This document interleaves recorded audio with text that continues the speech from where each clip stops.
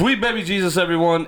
Episode 2 of The Mandalorian has dropped, or should I say Sweet Baby Yoda, because we got a lot of Sweet Baby Yoda in this episode of The Mandalorian. Hey everybody, it's Chad, JC, Undefined Reviews. We're talking The Mandalorian, Chapter 2. The Child was the name of this title. Before we get into that, be sure you like and subscribe to this channel. Hit that notification bell so you can get all of our videos.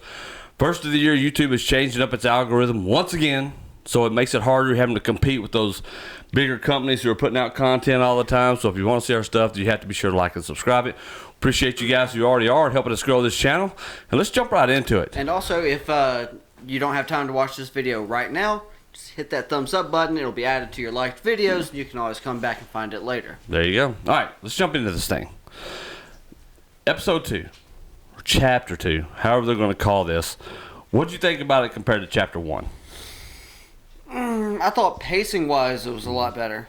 I think we still had weird, uninspired animal creatures in it, which I'm not a fan of. But by and large, it's a lot better. The fight scene early on had much better tempo and speed to it. Yeah. Didn't seem so artificial like the first one did. The first fight in episode 1, that is. But ideal-wise, I thought this was cool. A little more centralized around the Jawas. And we got to find out a lot more about them other than they're just scavengers who sold Luke and his uncle some droids. That's right. I mean, I really love this episode. Now, if you really look at it, say plot-wise, there wasn't a whole lot to it plot-wise. Right. Basically, we picked up right after Chapter 1 with The Mandalorian. And I think his name is Den or something like that is what it's going to end up being. That's it. So we pick up with him and the floating baby Yoda coming down through the valley. Canyon, yeah. Yeah, they get jumped. I mean, the action picked up right off, and I agree. I love the open actioning sequence of this one. I mean, it was really cool. The disintegration of the last one as it was going for baby Yoda was pretty cool. And then they dropped their tracking fob. So, yep. You know that they were bounty hunters as well. He realized that a lot of bounty hunters are coming after. A lot of bounty hunters are coming after Baby Yoda, but apparently the Mandalorian is the only bounty hunter who doesn't have a kill order. Yep. And everybody else is trying to take this thing out. Now, they told him if he does kill Baby Yoda, not then a big deal. That's fine. Yeah. But he doesn't necessarily have a kill order. Exactly. So I love this episode from start to finish. If you really looked at it, I guess, with a very critical eye, then there would be a lot of things you're going to say, well, plot didn't exist because all they really did was, he got jumped by these bounty hunters, then he got back to his ship only to find the Jawas had really stripped it down, and he chased after them to get his parts back. Indiana Jones style. Yep, which was really cool, that throwback to The Last Crusade when he's riding on the side of the sandcrawler trying to get up to the top. And almost gets smashed by the side of the cliff. Mirrored Indiana Jones in the tank scene in that one. We were talking, and one of the things that I didn't care too much for was, as he's climbing up the sandcrawler trying to get to the top of it, the Jawas are throwing pieces of scrap down on him. Yep. I don't feel like that's a very Jawa thing to do if your whole livelihood and who you are as a people and as a culture revolves around you finding these scrap parts and keeping them so that you can trade them for food, clothing, shelter, whatever it might be. You wouldn't just be throwing away money to bash someone in the head. Ooh, what you got going on? Dude, UFC, I don't know. This is like some weigh-ins? UFC weigh-ins right there. How'd that even happen? Man, my phone magically happened. Sorry about that. Nah, what you gonna do? Anywho, so the Jawas, I don't think they would just throw their scrap because there's money there somewhere. Yes, it's not as much as you would get for what you just stripped off the Mandalorian ship. That's right. But it's still wasted money. I don't think that's something they would do. Maybe not, but I think they were just throwing the cheap stuff out after that, keeping their big bounty that they got, of course, from his ship. Who knows? It was still a cool scene, though. I love that when he finally does make it to the top, they're all just kind of sitting there waiting on him and just stun him back off the top of it. Like, here he is. He makes it to the top, and they're just waiting like, okay, bink. And off he goes. Then he has been made to trade for his parts. The Argonaut helps him out again. Yeah, the return of Nick Nolte. Yep, which is, again, I love that character. So that whole scene was cool, and have to set where he has to go get this rhino egg And that was the uninspired animals JC is really talking about here, too. It's like a rhinoceros crossbred with a miniature woolly mammoth. Pretty much. Pretty much. Just a big horn. And look, that aside, though, that little scene was pretty cool, especially how tough it was. Now, there are a couple of things I didn't like. One big thing I didn't like. The one thing I did like, though, was Yoda using his force powers. Which was teased earlier in the episode. I keep saying Yoda, even though we don't know the thing's name, but, you know, whatever. Right. So earlier in the episode, after the battle where the Mandalorian gets jumped in the canyon protecting Baby Yoda, he had a gash or a cut or something in his left arm, so he's trying to repair it with this. It looked like a shock tool, like you'd use to remove a tattoo, like a little laser thing. But the Baby Yoda gets out of its floating crib and walks over there and strikes the pose with his 3 fingers raised up, closing his eyes to focus, just in time for the Mandalorian to notice him, pick him up, put him back in his floating crib. Yep. They teased that spot twice, which was great. But then in this fight with this rhinoceros woolly mammoth thing, where he's got to get its egg, is the ultimate goal here. Is what he's trying to do for the Jawas, get the egg for it. And then you actually get to see Baby Yoda use his powers. Yeah, and that was really cool. He gets the parts back. He takes the Jawas the egg, and they just eat it. You don't know sure what they're going to do with this egg. You thought I might have a surprise. They just cut the top off and start eating this thing. And another thing before that, like, Baby Yoda levitates this rhinoceros mammoth thing, and it floats there for a few seconds, and then the Baby Yoda collapses exhausted because it's used so much energy. And then the rhinoceros thing lands on its feet, takes a couple steps towards the Mandalorian, collapses itself, where the Mandalorian stabs it maybe 2 inches deep. It's a big creature, massive creature. And it falls out. Maybe 2 inches deep, and he turns it. I guess because he turned it in its leg or rib cage area. So apparently this thing has very tiny organs that float dangerously close to its skin, although its skin looks very thick. Yeah, I want to get back to that, but they go back. The Argonaut helps him rebuild his ship, doesn't want any kind of reward in return, says he's lived a life of servitude and didn't want to be anyone's servant because the Mandalorian offers him a position on the ship to help him out. Mandalorian likes the dude. And of course, he says he can't do it, but if pretty much if he ever needs him, he'll be there for him and all that good stuff. And then the Mandalorian and Baby Yoda just kind of take off into the ship, and that's the end of the episode. Now, going back to what you were talking about with the rhino, because I want to pick apart some of these things. I had a real issue. That was one of the things I was about to talk about with the issue in that scene, was stabbing the rhino. You didn't even stab it hilt deep. You just stabbed it about 2 inches in, and it kills the thing. This is if that creature's as tough as it is, then that should not do it. Right. Mandalorian should have had a knife about, where we at that long? Yeah, about that long to stab it in there, like a sword, really. But he couldn't do it, so I had an issue with that, really, as far as that goes. But overall, I really loved this episode. To me, they've kind of found their footing with how they're telling these stories. It just looked, this is a serialized Western. Set in space is what this is. It goes back to those old 30s and 40s serials. And I'm a fan of that, so I really love this episode because of it. But in this day and age with the kind of TV that we get, we're not really used to seeing this sort of storytelling. And it's weird to have a 30-minute episode without ads. That's right. Like, if it's without ads, 40 minutes to 42 minutes, that would feel right. It feels weird every time a Mandalorian episode ends. Yeah, because you're not expecting it. But here's the cool thing. But like this episode in particular left me like, oh, that's it. Okay. Yeah, so it's. I wonder if they're all going to be 30 minutes from here on out, and maybe the pilot was the longer episode, and the rest of them are going to be 30 minutes. We'll see. Friday is right around the corner, and we'll see what happens with this episode. But they spent $100 million on these first 8 episodes, and by the special effects and the way it looks, you can tell it looks good. There's nothing wrong with this series. You feel like you're in the Star Wars universe. You really do. I just feel like there's a lot of times in it where it's really uninspired, uninformative, and I'm the opposite. And it doesn't give the viewer what they need. Like if I was someone who didn't know anything about Star Wars at all, and I decided to ingratiate myself by watching The Mandalorian, Yeah, you wouldn't know what the big deal was about the Baby Yoda. I literally would have checked out already. Yeah, you wouldn't know what the big deal is with Baby Yoda. You would be like, now. Like, okay, he met these little midget creatures. That's right. And then they scrapped a ship, he got it back, and the episode just ended? Yep. Now, having said that, you'd have to be living under a pretty big rock not to know what a Yoda is. If you're watching Star Wars at all at this point. My best friend has never watched Star Wars. And there are those weird people in the universe that haven't.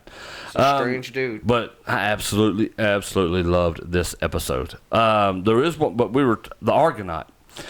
I have questions about him because I love that character. And I wonder if he was a holdover from Bespin after the Bespin deal, if that's how he ended up where he's at. We still don't know the planet that he's on. You know, that's one of the pet peeves that I still have about the show. Tatooine, which that's another thing too. The planets on the show are really uninspired.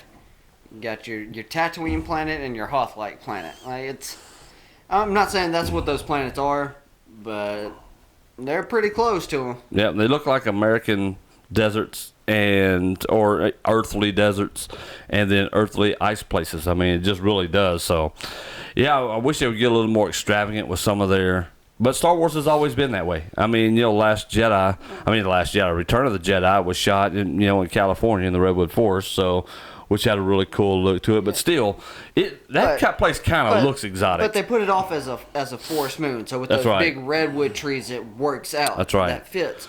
But these desolate rock planets, I have no problem with a desolate rock planet. Just kind of make it look a little different. If it always looks like Tatooine, then that's what everyone's going to think about. That's why I wish they need to name these planets. That's why Cloud City was cool. That's right. Because it's its own little floating thing. Then, of course, you got Hoth. It's the ice planet. Tatooine's the desert planet. I mean, even in the prequel trilogy, like, Naboo was this beautiful Earth-like planet that had an underwater world, but also had, this democracy floating on top of it. And then there was one that was like an entire planet of cities. That's Coruscant. The whole planet was a city. So, there have been cool planets in the Star Wars universe, but by not naming these planets and using the settings that they've used so far in The Mandalorian, just feels uninspired. Yeah, I really wish they would go and fix that and do that part of it. They really need to do that. It's just one of the things that I like. I mean, people are like, well, it's not the saga trilogy. I get that, but that's not the point. With Star Wars, it's kind of a Star Wars thing. It doesn't have to be in the vein of know where you are. Yeah, it doesn't have to be the Skywalker saga itself that you just say, well, that's the only one that can have that. Why? Why does that have to be the only one? I don't think you do. Now, I'm not saying you have to put screen crawls on a shit series like The Mandalorian, but there still needs to be things. I actually like that The Mandalorian doesn't use the screen crawl. I like that The Mandalorian doesn't use the typical Star Wars theme. I like that it's got its own weird kind of end credits where it's got the oil paintings or whatever. Mandalorian's its own thing. I get that, and that's great. But to establish a world and a universe for your audience, they need to know where they're supposed to be. Yeah, and that's use the story that you have to, as a filmmaker, let these guys know, because we can't just know. Especially when you're talking about a series that's going to jump between planets. Yep. Inside of a universe that is notorious for jumping through planets and going to different places. Exactly. Just let us know where we are. Yeah, just little things like that I think would help. But by no means does that mean that I hate it. Those are things I would love to see to help watch some of the things connect. I think that'd be good. The Mandalorian is not bad at all. No, it's not. It's good. But it could be so much better by them just putting a hair of effort into doing a few little things. Yeah, I would agree with that. Honestly, if they put 5 more minutes into the episode, and it would be fine. It's so shockingly short. I think that's the thing. You're really getting into the episode and it's over. I mean, because I was like, okay, so they're going here. He gets the jaw, he gets the shit back. All right, now then it's over. It's like, wait, what? It doesn't mean the episode was bad. It's just, again, in the day and age that we live in, especially with our streaming services and the shows that are being made for these, you expect at least a good 40, 45 minutes, if not an hour, of a really good show, especially when you're only getting 8 to 10 episodes of any given show these days. Right. So you'd think we'd get more oomph for that. I mean, I was going back and rewatching Arrow and The Flash recently. And what those two shows managed to do in 40 minutes Yeah. It's great because they do that story or that episode story arc, but they also tie it to the overall season story at the same time. And they're working it in all these layers. And The Mandalorian, I honestly still don't know where it's going. Like, what is it building towards? What is it leading to? Well, that's kind of the thing, because if it's only going to be 8 episodes, yeah, it feels we're like 2 in. Feels like you said this last night or the night before when we were talking about it. It feels like they took a 4-hour film or 4.5-hour film, whatever it's going to be, and just kind of chopped it up into little segments. Yeah. And just kind of flushing and it out it feels there. like that sometimes. And again, it's not that I hate the episodes. It's just I feel that if they're going to do this, and there's so much you could get into, make that 30 minutes impactful. Now, if your whole goal with that was to say, hey, Baby Yoda thing can use the Force. Which is great. That was cool. No doubt about it. But I think there's a lot of things. I love the Jawa stuff. And I loved everything about this episode. I just hate it so short. I think that's the thing. And from nitpicking, that to me is one of the big things. But it's not just that it's short. It's just it feels weird. It's uncomfortable. Yeah, it's not like uncomfortable for me. I liked it. I mean, but I say I liked it.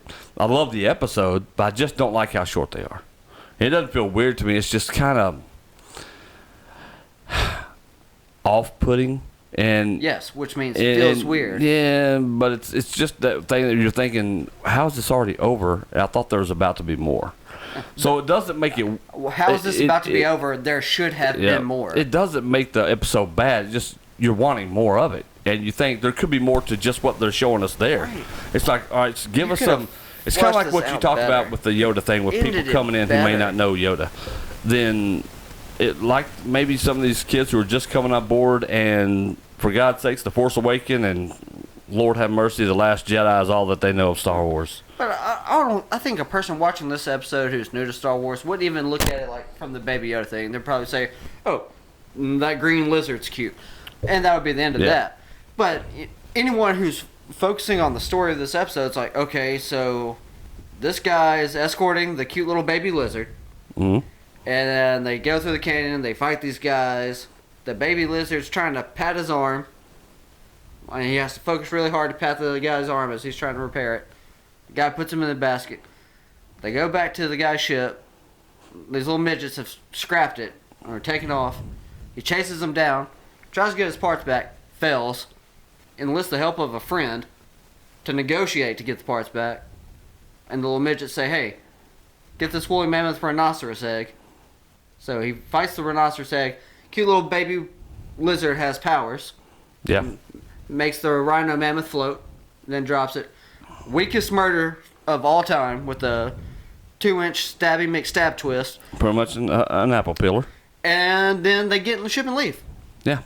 That's pretty much it in a nutshell. Finn. Yeah, and that's pretty much it. And it's not all that great of a plot. No, that's why I said at the beginning. Plot-wise, it's not there. It's not, and the fact that it just ends with them just leaving. Like you could have set up the next episode somehow. And there's no tease to any of these episodes. They just end. That's right. It's not like you're going to the next episode going, oh, that cliffhanger on that last one. Right, there's no kind of setup at all. I mean, sure, in the first episode, that was cool when we saw Yoda there. That would right. be. But that the was second the purpose one, of that. The second one, though, there really wasn't anything there to it. But I wonder if that's not because they were like, okay, our streaming service is launching in November. We've got to get these in the can and get all of this done for that streaming service. So this is how, logistically, this is how we can set that up, and this is what we're going to give for each one of these, and this is how we're going to do it. Yeah, cool. You logistically half-assed a $12.5 million per episode budget. But there you go. I loved it. I still love the episode, though. I've seen it 4 times now. I liked it a lot better than I liked the first episode. For sure. Reels rating. I'll give it a 4. I liked it. I mean, because I didn't hate it at all. It was a very Star Wars-ish thing, and it didn't rely on the saga trilogy as much, I'll say the saga trilogy because I don't count the first 3. I don't care if you're a prequel or apologist or definitely not the new 3. I give it a 4. I liked it. I mean, my gripe is that like yours, I wish it would have had more to the end, and it just didn't abruptly end. And other than the 2-inch knife sticking into the woolly rhinoceros and killing it. I really liked the episode. I love seeing the Yoda baby. The Yoda baby was cool. Is getting to see him use force powers because I was curious if he was going to have force powers, and they answered that in a big, big way. But what's going to be curious is going forward, is the Yoda baby going to be throughout this whole thing? And I think he is, because I think Jon Favreau pretty much answered that question. He's a big plot point through the series, is what they're doing with that. So, yeah, I liked it. I was a fan of it. You're giving it 4 reels. I'm giving it a 4. I'm going 4 reels. I am giving it... I feel like this is being generous. I'm giving it 3 reels. Oh, wow. And I want to give it 2. Wow. But really? It's not bad. And because it's not bad, I can't give it 2. Yeah. It's just there's not enough there. There's no kind of cliffhanger to make you want to watch the 3rd episode. Of course, the little baby Yoda creature getting its or utilizing its powers, that's awesome. It's beautifully shot. You know, the pacing of it's fine. The action sequences are fine. It's just as a story, the episode was underwhelming. It just kind of sticks with me, and it sits with me rather unwell. There's enough to complain about it that I can't give it more than a 3 right now. There you go. So, through 2 episodes, I've averaged 3 reels and 3 reels. Yeah, I'm averaging 3.5. My average is about 3.5. Had a 3 of the first one, I think. Yeah. Then I did 4 of this one. So you got 3.5. we're right at I'm 3.5 with 3. it. By no means do I hate this series or anything like that. That's not it. I think it's by far some of the best looking stuff and most Star Wars thing we've had since Rogue One, probably. So I really enjoyed it. But I can't wait to see what they do off planet. Gina Carano is in this. I mean, we still haven't seen anything with her yet. And so we've got a lot more to come with that. I can't wait to see where he ends up. And I want to know. I just felt like you did. If they would have put that tease at the end of the 2nd episode, like when they were in space and something would have came across and happened, just something small there, I think it would have changed the whole dynamic of that. And it could have. It was a good episode that could have been great. Yep. And wasn't. There you go. And what drives me crazy is that we're a quarter of a way through season 1. Yeah. We're a quarter of the way through season 1. 2 episodes in, quarter of the way through. It's only 8 episodes. You only have 6 episodes to really turn this into something special. Yeah, you do. And if you're pumping out these 30-minute episodes that just in, they ain't gonna cut it slick. No. This ain't it, Chief. And it is like cutting up a movie and just saying, okay, we're just going to show you this part of the movie. Now I'm going to show you this part of the movie. Just release a 4-hour movie. Yeah, you might as well. Or a miniseries it or something like that. But that's it for us. Tell us what you think. We'd like to know. We'd like to know your opinions. What did you think about Chapter 2 of The Mandalorian? Chapter 3 is this Friday coming up. Can't wait to watch it, review it. We're a little late getting this one out because I had the flu. It was rough, so we're rushing to get this one out on Wednesday is when we recorded it. We'll put it up tomorrow, and it'll be up. So we're excited about it. Remember to give us, if you like this video, give us a like, give us that thumbs up, hit that subscribe button, hit the notification bell. That way, whenever we put out new content, you'll be the first ones to get it. And be sure you like Twitter. Go like our Twitter page, Undefined Review. Facebook, Undefined Reviews. Give us those follows. It'll help us build this page. We can't do it without you guys. For those of you who've already done that, we appreciate it. And for those of you who have failed to like and subscribe to the channel, what's wrong with you? If you're following us on Twitter and you're following us on Facebook, we will always post the links to these videos there. So if you're at least following us there, you can stay up to date and watch the reviews as they come in. That's right. All right, guys. You have a good evening. We'll talk to you soon.